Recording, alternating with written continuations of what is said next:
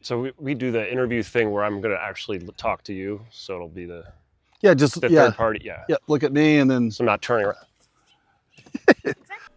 David, dude, you did a collab with Evan Hatfield? Shit, if I'd have known that, I might have walked up the hill at Echolore. No, fuck it. It's too goddamn steep.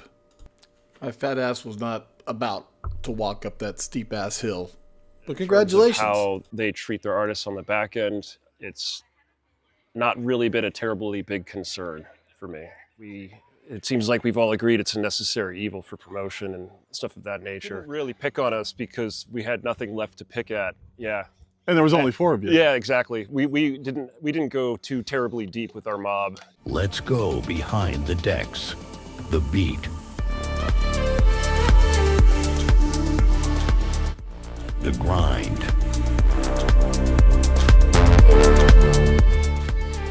The story. Discover the raw truth and dreams of our Northern California EDM DJs. Let's go behind the decks with David Anderson Kirk from Oakland, California. Over the days, we're going to put all your socials on there. Exactly. So my first question is, where are you from? The city, right? I'm from Washington, D.C. Okay, that's right, D.C. But you're living currently? I am Oakland, yes. Bay Area base. Okay. For the past almost 28 years. Okay. All right, so when you're on the decks, what's your genre? What are we going to hear from you? Depending on the situation, I would suppose you're going to hear a lot of deep progressive house and psychedelic techno, psychedelic organic house music. Everything kind of in that blender. I don't really stay in one lane. Okay, so the proverbial is stuck on an island, you've got 3 albums. The 3 albums I definitely keep listening to forever have to be Pink Floyd Dark Side of the Moon, Tool's Undertow, and last but not least, yeah, probably Tool's Anima. So 2 Tool albums and a Pink Floyd album. For Patty and I, this genre, I'm just using EDM as a genre. We're relatively new to it. So what got you into it? I mean, were your parents or a sibling really into this EDM genre, or just you yourself? It was being a product of the 90s and being there for the birth of hip hop and grunge and all of these awesome music genres, which I was totally into, and then not being there for the birth of the rave. And so it had always been in my orbit. So I produce music while being a rock drummer. I still produce to this day, but I've been always making dance music in some capacity. And so now I'm done with the rock thing.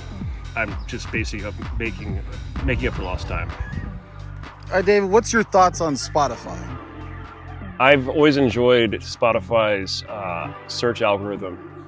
And in terms of how they treat their artists on the back end, it's not really been a terribly big concern for me because I'm not I don't yet have an audience big enough to be exploited by their shenanigans, and a lot of my music is self-released. Versus, like, do you ever purchase music on the old iTunes or Apple?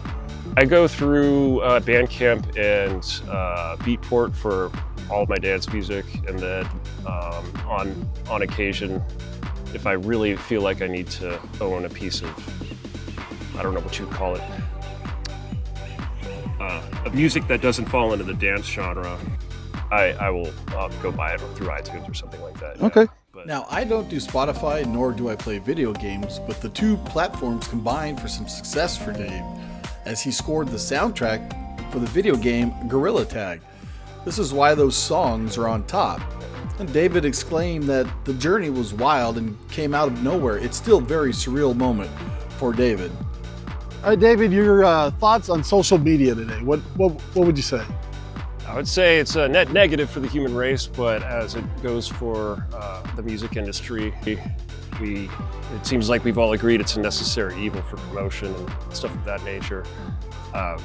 So we got to work with what we got to work with. But yeah, now with AI, it's like, what do you believe, right? I mean, I could spot an AI video out. I guess they're getting pretty tricky with it. But, yeah. Yeah, my attention span is pretty much gone as a result of the information overload from social media. So, some of David's past gigs that he shared with me was sharing the stage with Mike Watt of the Stooges. David's not actually in this footage, as well as with Agent Orange, and on the decks. Recently, David has provided support for the likes of Nick Warren, Armin Miran, and Goldcap. But his biggest win we will chat about in a bit. Okay, let's harken back to, let's say, our 5th grade year, and you're sitting in class, right? Not paying attention to the teacher at all. What are you daydreaming about? Actually, I would daydream about getting out of the school and going and climbing trees, because usually I had a good view of the tree line. So I'd always be thinking about escaping. Okay, bear with me on this. So in high school, me and my buddies, we were kind of in the clique where we kind of made fun of the preppies and the burnouts and the jocks. You know, we were the cool ones. At least we thought we were cool. So if you and your buddies were walking around the corner and we're sitting there mocking you, what clique would you say you were in high school? So I was one of like the 4 or 5 sad goths in high school. So you couldn't really pick on us because we had nothing left to pick at. Yeah. And there was only 4 of you. Yeah, exactly. We didn't go too terribly deep with our mob with the goth scene in my high school. No. So, speaking of high school, what kind of a student were you? I was a degenerate art fuck up. Sorry, you could bleep that part, but I would spend most of my time drawing, cutting class, playing drums, and making any excuse to rehearse with my band. My high school GPA was like, I think 2.75. Did you beat that? Mine was probably around there, yeah. Okay. All right, so David, you've got a day off of work, a day off from family, a day off from gigging. What are you gonna go do? Like, hobby-wise? Climbing trees? On a day off where I'm really not doing much of anything, that's gonna be a lot of idly wandering my neighborhood, finding free stuff on corners and getting rid of all the shit that I seem to be hoarding. Basically like the kind of life admin chores you do when you're trying to stave off. Real life? Yeah, real life, exactly. Burn calories, not worrying about the things that I absolutely am still worrying. I asked David, artistically, what has been your biggest win? My biggest win would have to be with my collaboration with Evan Hatfield, the upcoming release Acceleranda Ultima. That came into being a few years ago, actually. I was at a show, went early, because I always like to go early, and got to see Evan open for the headliner, Vic and Armand. Evan was doing outboard techno, as he does, with live instrumentation, and I was basically right up front and just kind of hitched myself along the ride. And when it came time, when his set was done, he had a lot of gear to get out of the way, and he, asked if I could help. Was about to offer anyway, and so, helped him load out, and then enjoyed the rest of the show. But he agreed to do an interview with me, and so the next time he was up in the Bay, we recorded an interview, which I still haven't edited. But since then, just kind of maintained a professional curiosity about each other.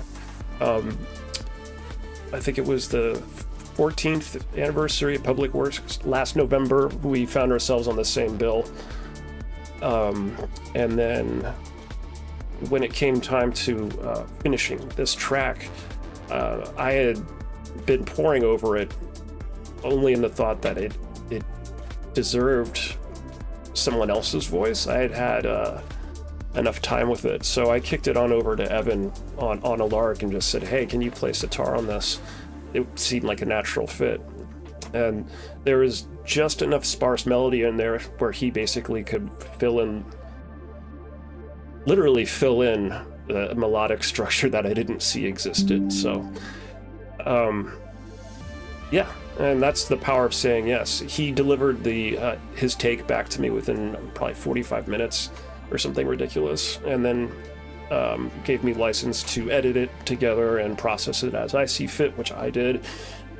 And ultimately, I think that collaboration and right down to the remixes, as I said, how perfect.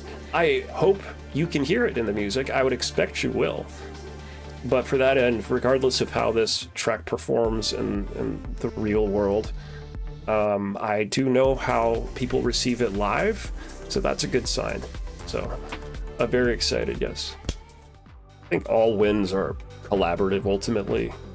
A lot of the creative endeavor is done by the individual, but ultimately I think it is the collaborators along the way who help enable you and or encourage you to improve.